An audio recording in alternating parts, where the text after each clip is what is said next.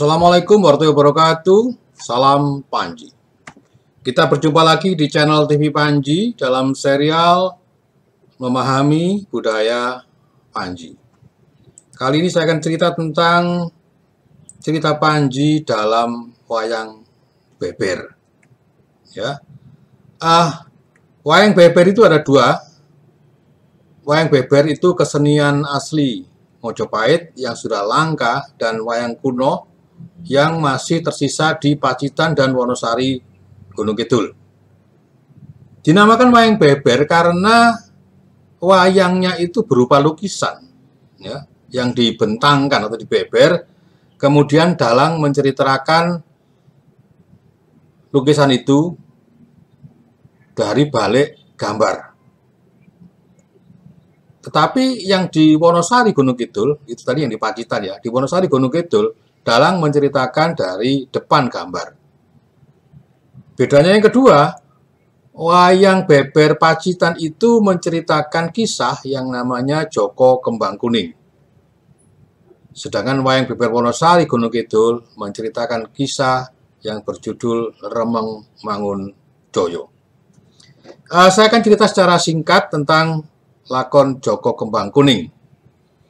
Kisah ini berlangsung di Kerajaan Kediri, di mana putri mahkota Dewi Sekartaji mendadak meninggalkan istana karena dia menolak dilamar oleh Raja Bantarangin yang bernama Klono Sewandono. Klono Sewandono kecewa, Raja Kediri juga sedih karena putrinya menghilang. Kemudian Raja menggelar sayembara. Barang siapa yang dapat menemukan Dewi Sekartaji, kalau laki-laki akan dijadikan suaminya, kalau perempuan akan diangkat menjadi saudaranya.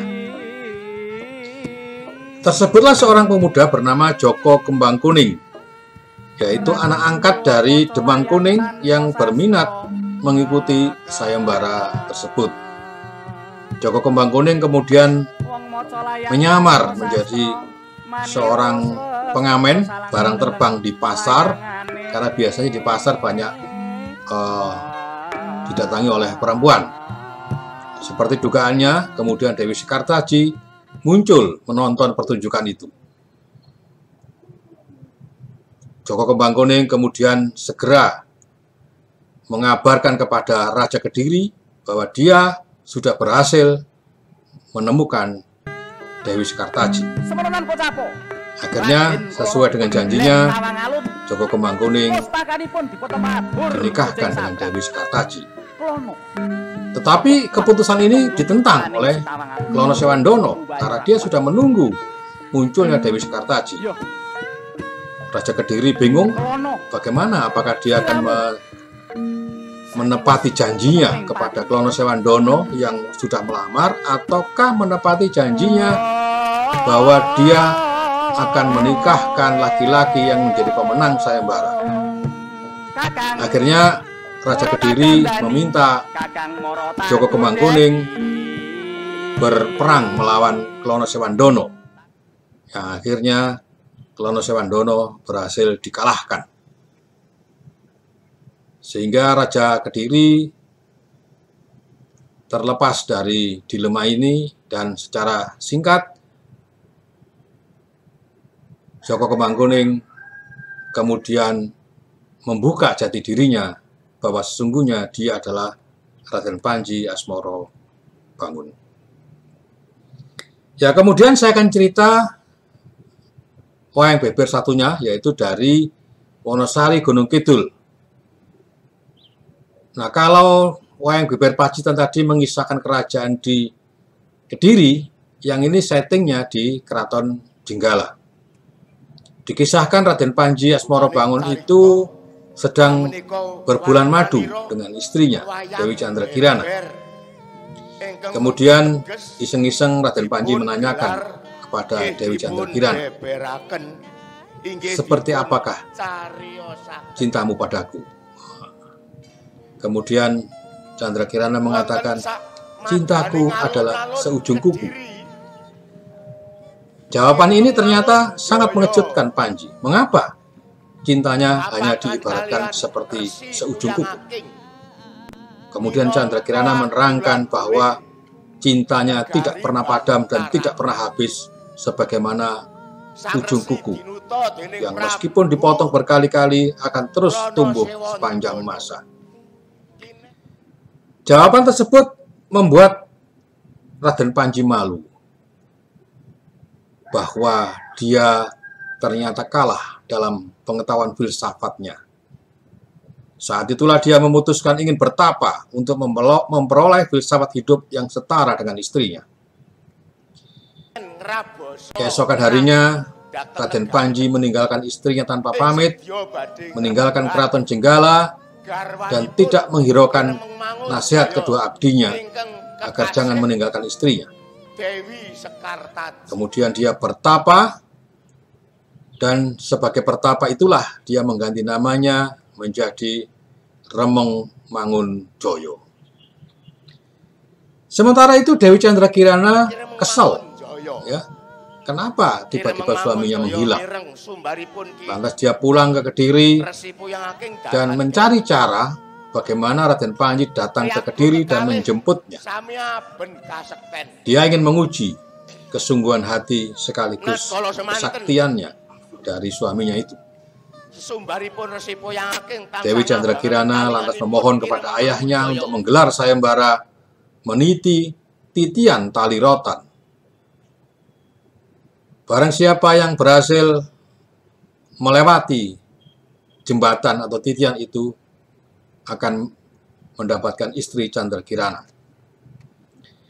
Pengumuman ini tentu saja menyebar kemana-mana dan terdengar oleh Raja Bantarangin, yaitu Prabu Klono, yang memang sudah lama menginginkan Candrakirana untuk menjadi istri.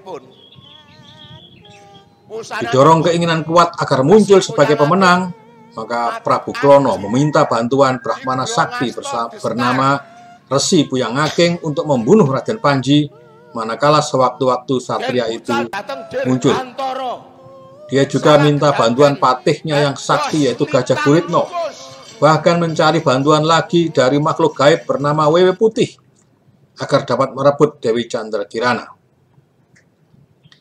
Nah, sementara itu Remeng Mangun Joyo yang sudah memperoleh ilmu filsafat hidup yang setara dengan istrinya dinasihati oleh Batara Narada bahwa dia hanya dapat menjemput istrinya manakala mengikuti sayembara. Dalam sayembara itu banyak yang gagal, tidak ada satupun yang berhasil. Sampai kemudian Remeng Mangun Joyo muncul dan dialah yang berhasil. Saat itulah dia mengaku jati dirinya yang sesungguhnya bernama Raden Panji Asmoro Bangun. Nah, sebetulnya kisah ini sudah bisa berakhir sampai di sini. Tetapi masih ada kelanjutan, yaitu peperangan antara Raden Panji dengan Resi Puyang Ageng, dengan Prabu Klono, dengan Gajah Guritno, bahkan juga melawan makhluk sakti berleher panjang bernama Wewe Putih, yang secara bersama-sama dengan para peserta sayembara yang kalah menyerbu Kediri. Raden Panji segera kembali ke Kediri dan terjadilah perkelahian seru, sehingga akhirnya Prabu Klono dan pasukannya lari tunggang-langgang meninggalkan Kediri. Dewi Candrakirana menjadi suka hati melihat kesaktian dan kesungguhan hati suaminya. Perjalanan rombongan kemudian diulang lagi menuju Jenggala. Demikianlah kisah singkat tentang wayang beber Pacitan dan Wonosari Gunung Kidul. Wayang ini sudah sangat tua, lukisan aslinya sudah hampir rapuh dan disimpan di kotak sebagai pusaka. Kemudian dibuat tiruannya, dan tiruan inilah yang kemudian diceritakan dalam pertunjukan wayang beber di Wonosari dan Gunung Kidul.